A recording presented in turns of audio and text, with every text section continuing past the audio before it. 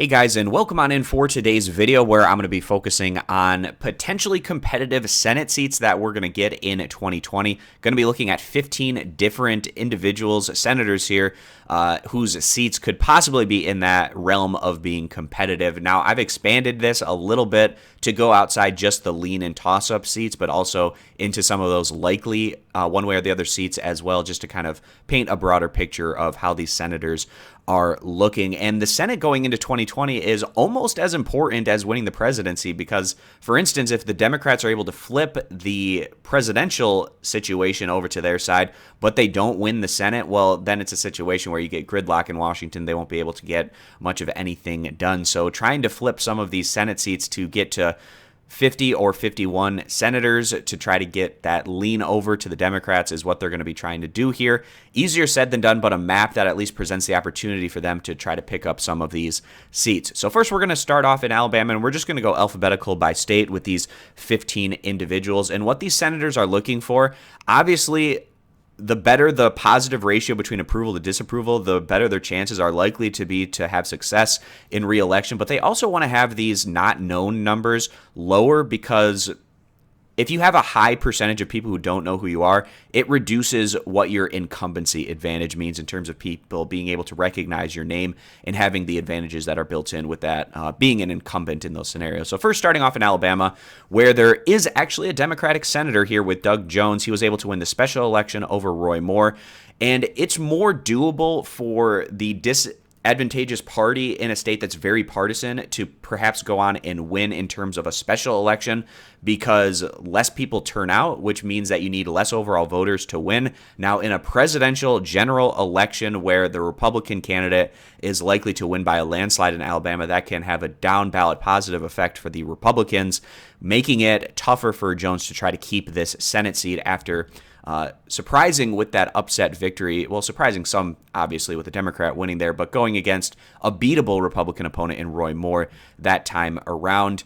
Jones actually did the positive here, positive 5 percentage points, which is surprising to me just in the fact that a Democratic senator statewide can be to the positive on the approval in a state like Alabama, which is arguably the most conservative Republican-leaning state out of all the 50 United States. So the fact that Jones actually is to the positive on the approval means that he has a puncher's chance, but it's not overwhelmingly to the positive side, and it's going to be a really tough uphill battle for him to try to win in 2020 with a lot more voters turning out in that presidential general election than what he faced in the special election. All right, moving down to the state of Arizona, which has been an interesting Senate situation in recent years. So for the longest time, there's been 2 Republican senators in Arizona. That changed in 2018 with Kyrsten Sinema defeating Martha McSally. Well, you might say, well, why is McSally one of the other senators then? Well, she was appointed to the other Senate seat by a Republican governor, and she's going to have a tough battle for her in 2020. Mark Kelly likely to be the Democratic nominee, and he's been doing extremely well in terms of fundraising. He could actually present a tougher challenge to McSally than what she faced in 2018 against Sinema. And we can see the Democratic senator here in Arizona, positive 22% to the approval side compared to McSally, who's only positive 2 percentage points to the approval. She's at 39% approval to 37% disapproval. And one of the big-time targets here for the Democrats to try to pick up a Senate seat, and they have a decent shot of doing so. And another Senate seat that's a possibility, and as we go down here to the state of Colorado, Cory Gardner, it almost feels like the writing is on the wall for him. His numbers have been gradually reducing over the years where he's now below water. 39% disapproval, 36% approve, so negative 3 percentage points net there. Colorado's been trending in a Democratic direction, and it's going to be tough for Gardner to try to capture this Senate seat, another one that the Democrats can possibly pick up there. Moving down to Georgia, and actually both of these Senate seats are going to be up for grabs with Isaacson stepping down. That's going to be a special election. David Perdue, though, his numbers are looking really good. He's 49% to the approval to just 27% disapproval, and Georgia tends to lean towards Republicans anyway statewide, although it can be competitive.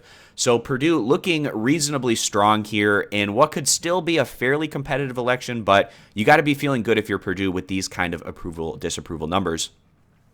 Moving down to the state of Iowa, if I can find where that is. Okay, here we go. We have Joni Earnst. Not good numbers for Joni Earnst. 4 percentage points to the negative on the approval. 43% disapprove, 39% approve. Iowa's going to be a battleground state in 2020, and the fact that these Democratic 2020 hopefuls are spending so much time in the state, that can have a positive effect to the Democrats' chances at trying to win Iowa in 2020. And likely to be a very competitive race here. We'll see who the Democrats put up, but certainly the Democrats have an okay shot at trying to flip this against an incumbent Republican, with Earnst being negative 4% to the having more disapproval than approval. Now moving down to Kansas, and Pat Roberts, he's going to be stepping aside, so it's going to be a new Republican nominee, but not great numbers here for Roberts. Just to take a look at him in particular, 38 approval to 36% disapproval. And we also saw in Kansas in 2018, statewide, the Democrats were able to win the governorship over the Republican candidate Chris Kobach, and Chris Kobach could very well be the Republican Senate candidate here that goes on and wins that primary. So that would be a dream scenario for the Democrats in Kansas if they're going against Kobach statewide. Again, that could mean that they could possibly pick up this particular Senate seat. Going down, taking a look at Kentucky, and it looks really bad for McConnell in terms of his approval numbers, but Kentucky is such a Republican-leaning state, and he's also such a well-known incumbent figure that it still might not matter at the end of the day. We see McConnell 50% disapproval, 37% approval. He is the most disapproved of senator from his home state, and it's actually close now between McConnell and Susan Collins. We'll get to Collins next, where her numbers have just been a disaster over the past year. But you might be saying, if you're a Democrat, well, there's no way McConnell can win this because he's negative 13% to the more disapproval than approval. But on the flip side of that, if we take a look back at 2018, in a state like New Jersey, which leans heavily towards the Democrats, they were able to keep Menendez's seat, even though he is extremely disapproved of as well. So that's just a situation where a partisan lean of a state can be so heavy that these candidates that aren't very popular can still go on and win at the end of the day. All right, now going down and taking a look at Maine, and this is a very gettable seat now for the Democrats. Maine statewide leans towards the Democrats. Susan Collins has had a lot of success statewide in Maine, but the people of Maine have definitely turned on her over the past year, and it really all started with the Brett Kavanaugh scenario, and now we see where she's at 49% disapproval, almost as bad as Mitch McConnell, 43% to the approval side. Likely to be a very competitive race in Maine, but Susan Collins might not even win her Republican primary, which is something to look at as well. We saw a poll come out recently that showed potential primary matchups for Collins, and she was significantly losing in each of those. Definitely one we're keeping an eye on, and a possible flip for the Democrats. Moving down to the state of Michigan. Now, Michigan, especially in presidential years, tends to go for the Democrats, and we just saw in 2018 they retained a Democratic Senate seat, and then they also flipped the governorship for the Democrats. But the reason why Gary Peters is potentially vulnerable is this 37% of people who don't know who he is. That means that his incumbency advantage doesn't mean as much for Peters as a lot of these other candidates that I'm talking about in this video. He's still to the positive on the approval, 36 approval, 28% disapproval, and one that you would definitely give the advantage to the Democrats to go on and retain this Senate seat, but perhaps one to watch out for that the Republicans can maybe make things interesting. And then Minnesota with Tina Smith. She just won statewide in 2018 in Minnesota, which was a great year overall for the Democrats, and we see here decent numbers, not as good as Klobuchar in the state of Minnesota, but 42 to the approval to 29% that disapprove. And then going down to the state of Mississippi, which was a relatively, I guess, interesting special election. Hyde Smith was able to win it at the end of the day, and her approval numbers are decently strong here. Obviously, Mississippi, a very Republican-leaning state, but she's 46% to the positive, 32% disapproval, so that one's looking decently strong there, of course, for the Republican from Mississippi to go on and continue to retain that seat. Looking at Montana, Steve Daines, his numbers are also looking pretty good, 47% approve, 31% disapprove. This is more just a case of if Steve Bullock were to entertain the idea of challenging Steve Daines at any point if he wants to do that.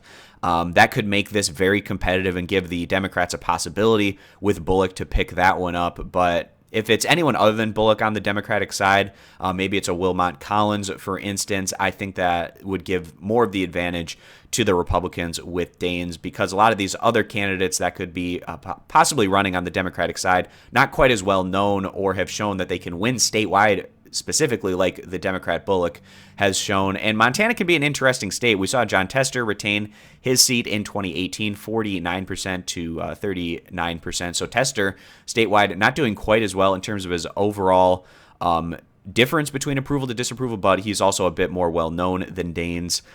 So just looking at those numbers, I find them pretty interesting. So we see here New Hampshire going down, taking a look at that one, and really positive numbers for Jan Shaheen, 54% approval to just 34% disapproval. One of the higher numbers in terms of overall approval, so that one's looking really good for the Democratic senator to try to retain that seat. And only 3 more to take a look at here, so going down and looking at North Carolina. Okay, actually, I went out of alphabetical order in that one, or maybe they're going alphabetical by just the abbreviations of these states. But here we have Tom Tillis. Not great numbers here. 2 really bad numbers. The 30% who don't know who he is in North Carolina reduces his incumbency advantage, but then also 38 disapprove to just 33% to approve. Likely to be highly competitive for this Senate race, and a possibility for the Democrats to pick up this seat in what's going to be a very battleground heavy state in 2020.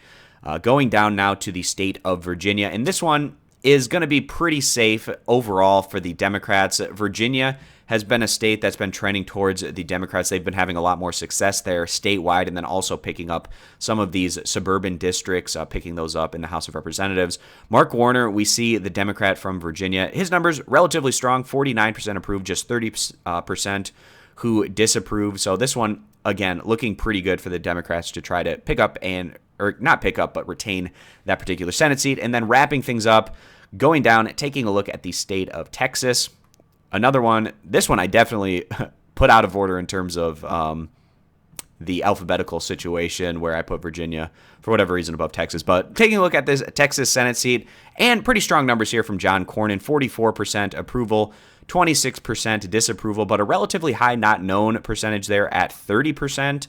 And John Cornyn, perhaps if he was going to be running against Beto O'Rourke in 2020, it would have made things much more interesting. But I think that the fact that O'Rourke's not going to be running for that Senate seat makes things a little bit tougher for them to try to pick this one up, but one that we are also going to be continuing to take a look at the polling. We're going to get a ton of polling out of the state of Texas over the next year, and it's going to be interesting to see how those numbers look for Cornyn against whoever he might be running against on the Democratic side. So those are 15 possibly competitive Senate races that we could get here in 2020. Just wanted to take a look at the most up-to-date approval numbers for those senators that just came out over this past week. And I appreciate you guys stopping by. Consider subscribing to my YouTube channel, and I hope to see you guys back here for my next video.